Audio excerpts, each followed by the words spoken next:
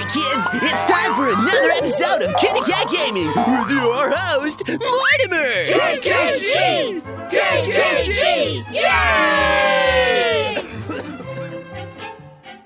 Hey everybody, and welcome to another exciting episode of KittyKatGaming. Today I am playing a demo that I was sent to my inbox.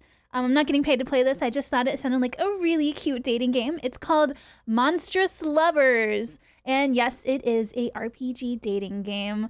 I really don't know anything about this game, but that it's cute and it has cute art. So let's get started, shall we? Are you sure you want to do this? Once I sign the notice, there's no going back. You have a brilliant career ahead of you, Wells. It would be a shame to let it go to waste. I'm going to be honest, St. George is a dead end. There's a good reason no one wants to work there. Yes, I'm sure. I've been thinking about this for a long time. Whoa, I can talk. I didn't join the Department of Integration to be stuck with a desk job, and if I stay here, a desk job is all I'm ever going to have. If that's the problem, I could assign you to the field. Sir, please, I've made up my mind. Fine, if you insist, but don't say I didn't warn you. Oh my God, what is happening? When my request to be transferred to St. George was approved. Oh, there's music now. I couldn't contain my excitement. St. George is a relatively small town near the coast, famous for having a higher population of monsters than humans. It's not only one of such places to exist, but it's the only one big enough to have a DOI office of its own, a DOI office. All in all, a natural choice for someone in my line of work. Or so I thought. To be frank, I'm beginning to have second thoughts about it now. Convincing my boss, as hard as it was, turned out to be the least of my problems. When word about my transfer began to spread, even the people who had supported me from the beginning wouldn't stop urging me to reconsider. No one had thought that I would actually go through with it, but seeing a signed paper made them realize I was being serious. Then, to make things worse, I simply couldn't find a place to stay at all. The few hotels in town fill up with months in advance, and even as a government employee, it was impossible to find someone willing to rent to a human on short notice. In the end, I was lucky enough to have someone from the St. George office offer to let me stay with them in the meantime, but what could be taking them so long? I glanced at my phone. They're almost an hour late. I wouldn't worry too much. Cute guys like you don't get stood up. Startled by the voice, I clutched my phone in my chest as if my life depended on it. When I turn around, I see what appears to be a vampire leaning against the back of the bench. He's grinning like he hadn't scared the hell out of me. He just hadn't scared the hell out of me. Or worse yet, like he found it amusing. He looks less like a vampire and more like a goblin. After a few seconds pass, he doesn't make any sudden movements. I realize that I'm not about to get mugged, and I allow myself to relax a little. Before I can actually say anything, he walks around the bench and sits down next to me. Right next to me. In fact, he's so close that our knees touch for a moment before I move my leg away. So, love, are you new in town? Did I hear that right? No, it must have been my imagination. Excuse me? I've got great memory when it comes to pretty faces, and I'm sure I've never seen yours around. Oh my God, he's coming on to us so hard. Oh God, I did. He's hitting on me. Not sure about what else to do. I look down at my phone and pretend to be busy, hoping that I'll get the hint and leave. Are you waiting for someone too? Maybe we could wait together. Instead of getting discouraged, he leans forward, obviously trying to catch a glimpse of the screen. Now he's invading my personal space even more. I pick up my things and get up. He stands up right next to me, practically jumping out of the seat, and takes a step forward to block my way. Oh my God. Wait, don't go. I'm sorry, we don't get many humans around here, and I got a little carried away. You don't say. Let's start over, all right? I'm Vincent. Oh my God, the typical vampire name, Vincent. He offers me his right hand. He begins to make me uncomfortable, but by now it's becoming obvious that ignoring him won't make him go away. Okay, should we shake his hand and introduce ourselves, or tell him to leave us alone? Let's shake his hand and introduce ourselves. I mean, what do we got to lose? He's a friendly vampire, right? Christopher Wells. He looks very pleased with himself all of a sudden.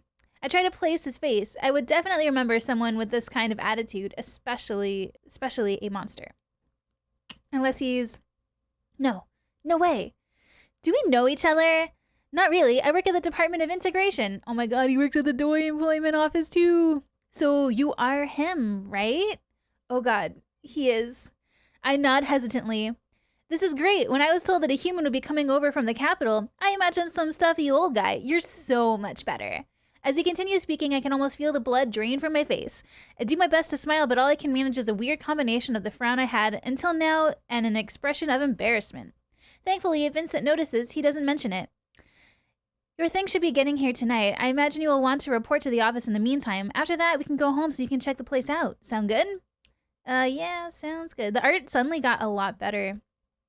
On hindsight, I should have expected something like this to happen. I was so glad to have a place to stay, I didn't even stop to consider what kind of person would agree to let a stranger live with them so easily. Vincent puts an arm around my shoulder before I can react, pulls me closer to him with one swift move. Ah! Well then, let's go. We're not far. We stay in more or less the same position the whole way to the office. At one point I try to slip away, but the only thing I manage is to lose my footing and get him to hold me even tighter. Ooh! I like where this is going. The Joy office here in St. George is very different from what I'm used to. The building is mostly brick and steel, dating back from the time when it was also used as a shelter and a community kitchen. Meanwhile, the office of the Capitol is located in a huge, modern skyscraper. As we approach, a man standing by the door catches my attention. He's covered in bandages from head to toe, and he's wearing very flashy clothing. Why is his belt over his sweater? Why is his belt over his sweater? Against the dull color of the building, he sticks out like a sore thumb. He also seems pretty upset about something. His arms are crossed, and he keeps tapping his foot impatiently against the floor. Why is he wearing sunglasses? Maybe he's waiting for the office to open? When Vincent notices him, he suddenly stops. I swear, that guy doesn't have a life. Who is he? That's Sebastian, the supervisor. How come he has a name that has nothing to do with the mummy, yet Vincent has like every vampire character's name ever? He's our boss, and he comes to work dressed like that? Wait for me here, won't you? Vincent doesn't give me the opportunity to say anything else. In fact, he's not even looking at me anymore as he finally takes his arm off my shoulders and hurries to meet Sebastian. At first, I stay put like Vincent told me to, but as our conversation gets louder and angrier, I no longer feel comfortable just looking from afar. By the time I decide to get closer, they are practically yelling at each other. They are both so engrossed in their argument, they barely notice me when I approach. What did I tell you about bringing more of your friends here? He's not... Whatever, I'm sure he can introduce himself. You are late enough as it is. Oh my god, I like his pastel, creepy, cute sweater though. It's kind of cute. But you are still here. Go. Fine, I'm going already. I said now. He gives Vincent a hard shove towards the door. That's his boss? Jeez. Or at least he tries to. There's a considerable difference in strength between them, and as a result, Vincent barely budges. Laughing, Vincent turns around and winks at me before opening the door and heading inside. Letting out a disgruntled groan. Ooh. Sebastian turns to face me. Now where were we? Right, introductions. Whatever amount of patience he may have had, it's clear that he already spent it on Vincent. I can't really blame him. I haven't even spent an hour with Vincent, and I'm beginning to get a little exasperated myself. I take out the transfer notice from my pocket and hand it to him. My name's Christopher Wells. I just got transferred from the Capitol. I was told you'd already been informed. He eyes the papers carefully, almost with suspicion, then nonchalantly folds it in half. I see. I'm Sebastian Griffin. Come on in. This is no place to talk about it. Oh, well, we can talk about it anywhere, really. Once inside, Sebastian begins to walk so fast that I can barely keep up. After almost losing him twice, I can't help but get the impression that he's trying to leave me behind on purpose. Luckily for me, the interior of the building isn't actually that big, and we arrive to his office in a matter of minutes. Leaving the folded paper on top of the desk, Sebastian takes a seat. I notice that there's only one chair, but since he doesn't mention it, neither do I. Wells, right? Yes, Human Resources informed me about your request. However, I was very clear when I explained to them that we can't receive anyone at the time. That's not possible. The letter says. That should be the letter clearly says, right? Our budget is very limited and it's allotted months in advance. Unless you come with a very big check or willing to work for free, that's just how it is. The earliest we could have you would be next year. I frown. After all the trouble I went through to get transferred, I can't go back just like this. Not now. It's one thing if it turns out that I'm not cut out for St. George after all, but if I don't even get to try, I won't even be able to live it down. I understand, but we should insist politely.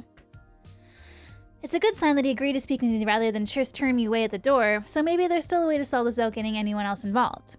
It's obvious that there's been some kind of mistake. I will talk to Human Resources and clean this up myself if it's necessary. I promise, Mr. Griffin, I wouldn't be here if I wasn't committed to making this work. For a moment, Sebastian says nothing. He looks pensive, I guess. The fact that I can't see his expression just makes me more nervous. Finally, he lets out a sigh. We were told to help update the town's registry a while ago, but I can't spare the people to do so. How about this? If you can help me get everything together, everything ready for a census without screwing up, I will see about making room for you. You'd have until the first payment is due, about 2 weeks. I don't need time to think about it. I nod enthusiastically. Yes, of course, I will do it. Thank you. He waves a hand in a dismissive gesture. Just make sure I don't regret it. You will begin with that tomorrow. For now, go to the warehouse and pick up whatever you need to get settled from there. After that, you can come help with this week's paperwork. Paperwork? Unless you have a problem with that. No, I will be right back. All right. Turns out the warehouse is right behind the office, so it doesn't take me long to find it. What a waste of space. However, once I'm in there, it's a completely different story. As I step inside, the first thing I notice, the interior is so dark that I can barely see what's in front of me. There's a window on the door big enough to let some light through, but at this hour, it's very much useless. Maybe the office used to have a daytime shift when they first opened and they moved to a night one to better accommodate monsters. Or maybe the warehouse used to be something else and it was repurposed. Either way, as I fumbled for the light switch, my hand suddenly touches something cold. When the lights come on, I find myself facing some sort of android, I think. He doesn't really look like any monster I've seen before, and with some monsters you can't really be sure until they tell you. Realizing that our fingers are still touching, I move my hand away. He stares at me with raised eyebrows for a moment, as if deciding what to do. This area is off limits for visitors. Please return to the main building. His voice has a mechanical ring to it, like text being read aloud to a voice through a voice synthesizer. It's not unpleasant, but it's exactly how I'd expect an android to sound. If you are unable to find the way back yourself, I can accompany you. Oh, sorry. I'm not a visitor. I'm an employee. I just started today. My name is Christopher Wells. Nice to meet you. Duly noted. You can call me Isaac. He's so pouty. How may I help you, Christopher? Mr. Griffin sent me to get some things. Do you know where the office supplies are? He nods. Instead of pointing, he makes an open-handed gesture towards the line of shelves in front of us. Odd. Of course. Please follow me. Every few steps, Isaac turns his head to check if I'm still behind him. However, because he just looks at me without actually saying anything, we soon fall into a very uncomfortable silence. Let's attempt to make conversation. I mean, we've never talked to an android before, and why doesn't he have any pants on? I clear my throat to get his attention. So what do you do here at the DOI? I'm in charge of the organization and maintenance of the warehouse and its contents. Really, I've always thought the people at the warehouse had one of the most interesting jobs right after field agents. How do you like it? I find that my abilities are well suited for it. I wait for a moment for him to continue speaking, but he doesn't. Okay then. Have you been working here for long? As of today, a month and 3 days. Fortunately, I don't have to think of something else to say as Isaac finds what he was looking for right then, a big cardboard box with a label that reads stationery. After placing the box on the ground, he takes out a pen and a piece of paper from it and hands them to me. Here it is. Please write your name, department, and everything you plan to take out, and then sign on the line. Don't we have some sort of electronic form? He shakes his head.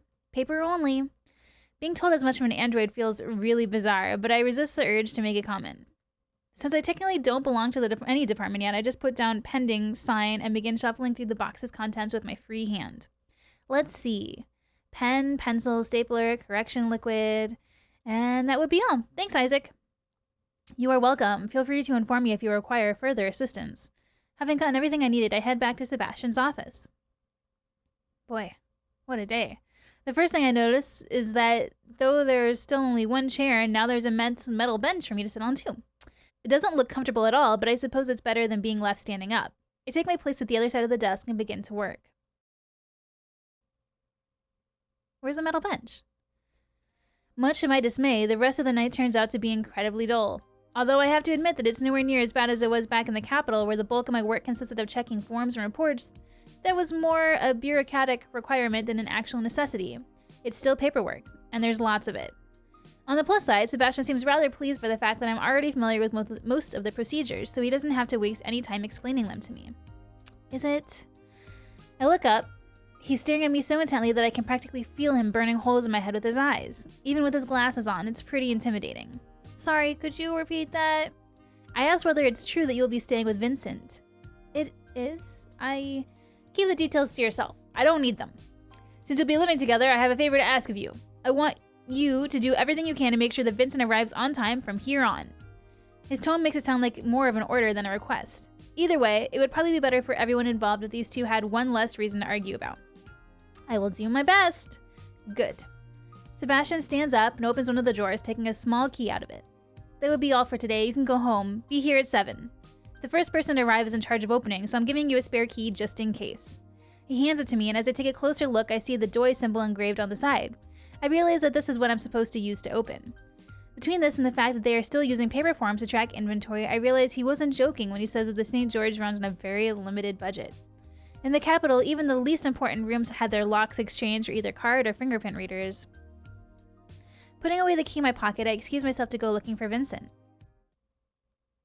Time to go home. After a couple minutes, I end up in the break room. Since Vincent wasn't with Sebastian and me, he wasn't in the warehouse with Isaac, I didn't see him at the front desk. That just leaves the break room. And field work, I suppose, but it's not like I can go look for him out there. And there he is. Good. Vincent is sitting at one of the tables speaking with someone on the phone. Whatever they're talking about must be serious. He looks pretty focused on it, and he's even frowning a little. No, they like to talk, but they won't bother. Your papers are in order. I checked. Look, if you really are that worried, just slip them a 20 and they will leave. Well, that definitely sounds like something I shouldn't be listening to. Right as I'm about to leave, Vincent notices me and gestures me to take a seat. I try to indicate that I can't wait until he's done, but he pretty much ignores me and just repeats the gesture, this time more insistently. Stop by whenever you have time and we'll talk about this in person, alright? I gotta go. Chris, how'd it go? Come on, sit down. I pull back a chair and sit down next to him. It went fine. I feel a little bad for leaving out the details, but I don't want to discuss it right now. I quickly change the subject. Are you done yet? I'm exhausted. Sorry, love, not even close. He sounds like a Tracer from Overwatch. Sorry, love. I have a lot of work to catch up with, and since Sebastian leaves at 9, I stay until then at the very least. I see, do you need help? What? No, you go ahead and leave. He stands up and walks towards one of the shelves, taking out a small card and scribbling something on the back. Can you believe that Sebastian makes us keep these around? With our cell phone numbers and everything? I'd like to see him pick up a call sometime. He'd probably end up yelling at the poor soul on the other end. He sneers, shaking his head as he continues writing. Anyways, this is my address. It's the first house on the 13th. No way you can miss it. You'll stay in the guest room, but make yourself at home. Your things should be there by now. Also, be sure to grab something to eat on the way. It's been a while since I've had someone who actually eats stay over. Sassy. I've got some things in the fridge, but nothing you'd want to try. Trust me on that. I take a look at the card, just like he said. It has his name and number and a scribble on the back that I assume is meant to be a map. The instructions are simple enough, but I can't help frowning at the idea that I have to walk all the way there alone. The entire point of meeting Vincent before coming to work was so he could show me the way to his house. Suddenly his phone begins to ring. I suppose that's my cue. See you later, Vincent.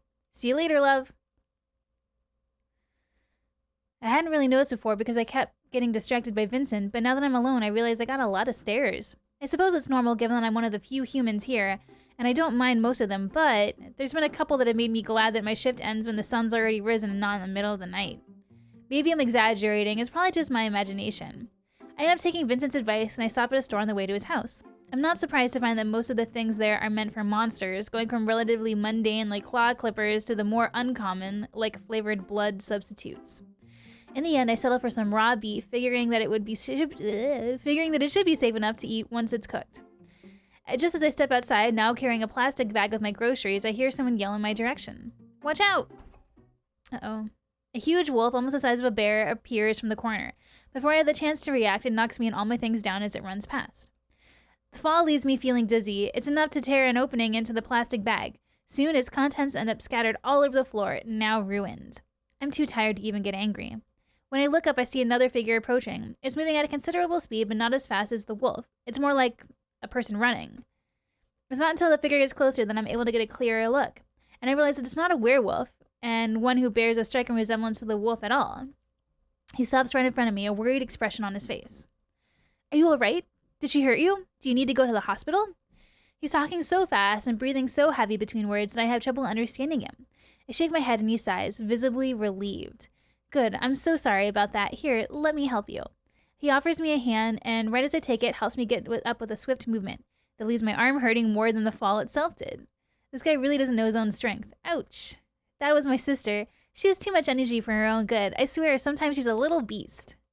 He laughs, stopping as soon as he realizes that I'm not laughing with him. He clears his throat and begins to rub the back of his neck, looking embarrassed all of a sudden. I'm Ben. Christopher. I'm kind of in a hurry, so as soon as I'm about to kneel down to pick up my things, Ben reaches out to put a hand on my shoulder to stop me. With my arm still aching from when he held me up, I instinctively take a step back, and he uses the opportunity to kneel down himself instead. No. Let me. Either way, not only the hole in the bag makes it pointless to try and put everything back into it, but as soon as he lifts one of the beef packages, it begins to leak. We are both far enough to avoid getting stained by the liquid when it splashes, but barely. It looks disgusting. Damn, it's ruined. It's fine, really. I do my best to make it sound like it's not a big deal so I can go ahead and leave, but it doesn't seem like it's working. Are you sure? I open my mouth to speak, but this time he doesn't even wait for me to get an answer before continuing. I've got it. Come eat with my sister and me. That way I can make it up to you properly. It's not necessary. This is beginning to feel like conversations I had with Vincent all over again, except there's less touching. Please, I insist. It's the least I can do. Don't you have to go looking for your sister? He shakes his head. No, the thing with pups is that if you don't catch them right away, they just keep running for as long as you keep chasing them. I can read. It's like a game for them. She's bound to notice I stopped any time now, and as soon as she does, she'll get bored and go home. I live right around the corner, so it won't take too much of your time. 20 minutes at most. What do you say? We are headed in the same direction then. Let's accept. St. George's streets aren't that big, so even if we aren't next door neighbors, chances are that we'll still live pretty close to each other. That means that we are going to end up walking in the same direction, regardless of whether I accept or not. And he's probably going to keep trying to convince me all the way there. And then it's going to be awkward the next time we see each other. Fine. I think I can spare 20 minutes. Great, you'll love it, I promise. As it turns out, Ben's house is right in front of the one marked on Vincent's map. From the living room, I can see Vincent's house through the window. The sound of Ben closing the door snaps me back to attention. What a normal-looking house. How do you feel about chicken? I shrug. Honestly, under this circumstances, I don't feel strongly either way. He gestures me to take a seat as he makes his way to what I presume is the kitchen. I pick the closest one, the couch, and sit down. Ben, where were you? We are starving.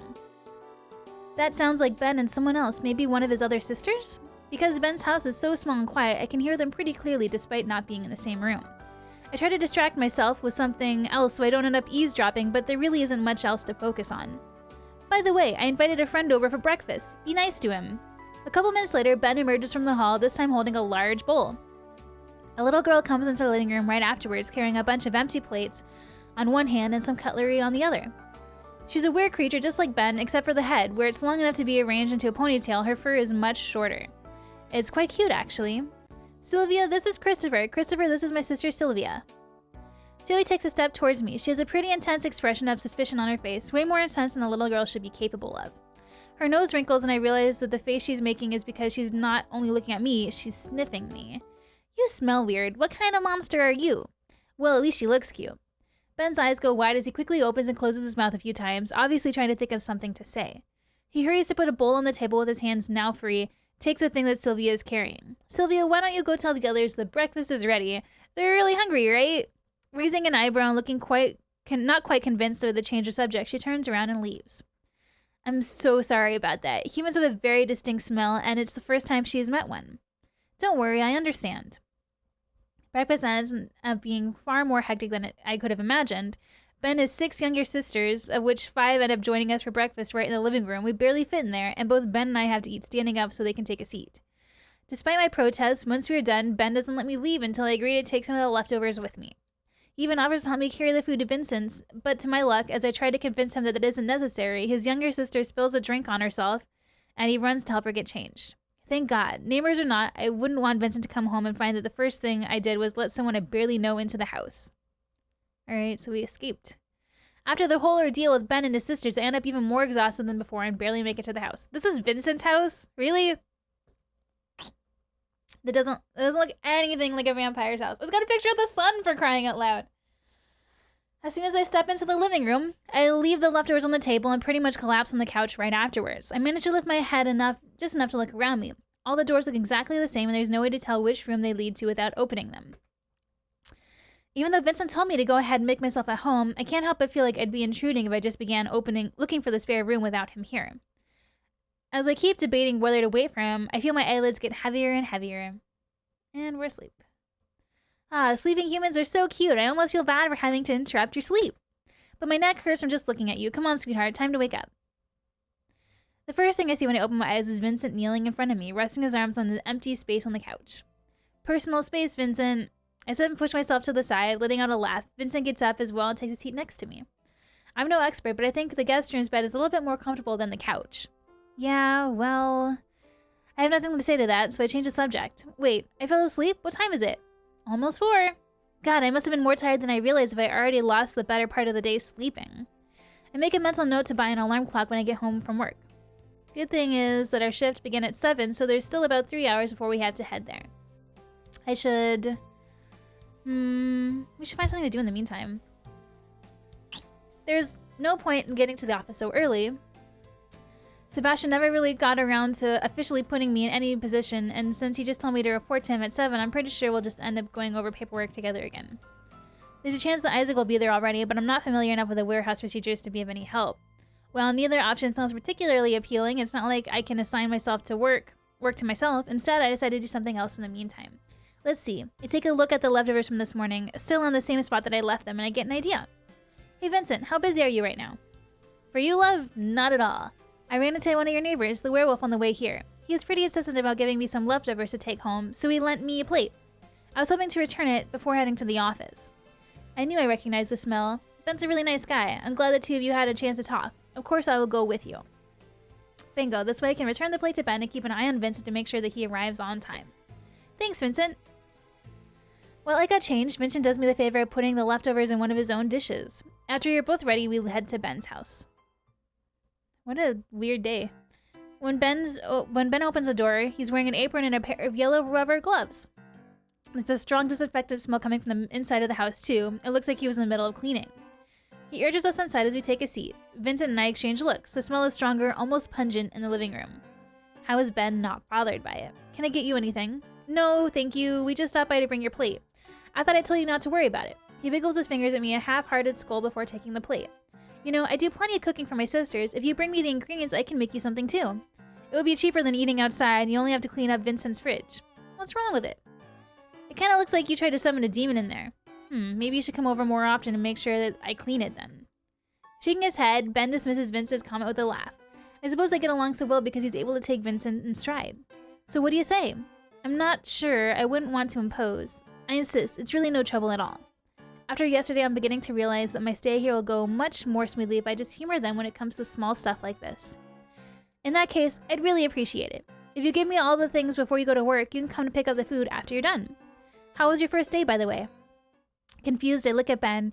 Even if you saw me at the office, he had no way of knowing that yesterday was my first day at work, or at least I'm pretty sure I didn't tell him. I turn to Vincent, as if anticipating what I'm about to say. He shakes his head. Don't look at me like that. It wasn't me. Ben clears his throat to get my attention. I actually heard it from the pharmacist. She said she had seen a human that she didn't recognize at the Department of Integration. I figured she was talking about you, since you're the first human to move to St. George in a while. That's probably what all those stares from yesterday were about. Fine, I guess. I had a lot to do, but it wasn't that different from what I'm used to. He's being too nice about it. Sebastian was an asshole, even more than usual. There was a misunderstanding. We sorted it out, and everything's fine now. Speaking of, we'd better get going. I promised him that we'd arrive on time. You did, huh? I guess that means I won't be coming in late from now on. See you later, Ben. Thanks, Ben. Vincent stands up first, waving at Ben as he exits the house. When I'm about to do the same, Ben puts a hand on my shoulder. It's nice to see you, Vincent. Nice to see Vincent hang out with someone responsible for a change. Be patient with him, okay? He smiles and an expression tells me that he's not actually expecting an answer. A moment later, after he lets go of me, I excuse myself and go catch up with Vincent. The walk to the office is pretty uneventful. Once we get there, we find the front door still locked, which means that we are the first ones to arrive. Vincent rubs his hands together, grinning so widely that his fangs show. Look at this. Sebastian hasn't even arrived yet. I can't wait to see his face when he realizes we got here before him. When Sebastian told me to make sure that Vincent wouldn't be arriving late anymore, I'm pretty sure he didn't expect to end up with Vincent being motivated by the idea of being able to gloat about it. Whatever works, I suppose. I take the key out of my pocket and open the door. Since we need to wait for Sebastian anyways, we head towards the break room. Expecting the break room to be empty, I do a double take when I see Isaac sitting at one of the tables. Though he's facing the door, he doesn't seem to notice our entrance. Rather, he appears to be staring right through us, completely immobile. Seeing him like this, I understand why some people may find androids off-putting. How is he here? The door was locked from the outside. Give me a second. Ignoring my question, Vincent approaches Isaac. Once he is close enough, he leans forward and waves a hand in front of his face. He's probably recharging. He snaps his fingers a couple of times and Isaac's head jerks up with a loud click. Good evening, my apologies. I miscalculated the amount of time I would have before the room would be needed. Isaac, what are you doing here? Recharging? No, I mean, employees aren't supposed to stay here overnight, alone. He turns towards Vincent and raises an eyebrow. Is he not informed about my situation? I haven't had the chance to tell him. Now's a good time as any, I suppose. We were interrupted by the sounds of steps. A moment later, Sebastian comes through the door. I'll be damned. You are both here. I suppose congratulations are in orders, Wells. He sounds surprised but pleased nonetheless. Something about his tone tells me he didn't have much faith in me. Anyway, I don't have time to think about it. As soon as Sebastian looks at Vincent and Isaac, his body tenses up. He points at Isaac. Who is he? Isaac? Who? The android in charge of the warehouse? But we don't have... Sebastian pauses and realization seems to hit him, and I have a sudden feeling I said something I shouldn't have. He takes a step towards Vincent and begins poking him in the chest so hard that I can see his finger bend a little bit each time. So, Vincent, would you mind explaining to me who's Isaac? Vincent slaps Sebastian's hands away and crosses his arms. Didn't you just hear? He's the android in charge of the warehouse. What's the matter, Sebastian? You don't recognize your own employees? For fuck's sake, Vincent, how many times are we going to have this conversation? It's the second time this week. Christopher doesn't count. He was transferred here. That's not the point, and you know it. You're overreacting, Isaac. Has been here for almost a month, and already you have... Let me try that again. You're overreacting, Isaac. Hasn't been here for almost a month, and you didn't find out until now. Sure, we'll go with that. I should say something before things get worse. What should we do? Well, we really don't know what's going on. Let's just side with Vincent, because he's trying to help everything. The fact that Isaac was already here before us is pretty suspicious, but I will just trust Vincent's judgment and hope for the best. Mr. Griffin, please calm down. You have every right to be angry, but if he was up to something, I'm pretty sure either you or Vincent would know by now. Besides, he's a good worker, and we could use one of those. Really, Wells? We've exactly as much money as we did yesterday. Salary is one thing, but there's benefits, insurance, training. I can perform maintenance on myself, and I'm already familiar with the procedures of the job I currently carry out. Additionally, I require no monetary compensation. A place to stay and recharge is sufficient. A place to stay? You mean here? I use the break room to recharge myself when the office is closed, yes. Vincent assures me the department regularly provides accommodations to those without it. Sebastian crosses his arms. He's still looking furious, but at least it doesn't seem like he's waiting for an opportunity to jump at Vincent and strangle him anymore. He turns to face me. Fine, the robot can stay, but I'm holding you responsible for it, Wells. Me? Who else? Since Vincent seems incapable of understanding even the simplest of rules on his own, it's clear that I cannot entrust him with any responsibility whatsoever. Consider this an additional test. I suppose I brought this on myself, and it's not like Isaac can just go somewhere else. I nod. Good, now all of this has given me a terrible headache, so I'm going to go to my office. And I don't want any of you to bother me unless Satan himself comes through the front door. Sebastian walks past Vincent and Isaac, all but pushing them away, while muttering something about people that make his job harder. Alright, well, I hope you guys enjoyed this first episode of Monstrous Lovers. I'm hoping we can finally romance somebody in the next episode. Be sure to hit that subscribe button so you guys don't miss it, and I'll see you guys all next time. Bye, everybody!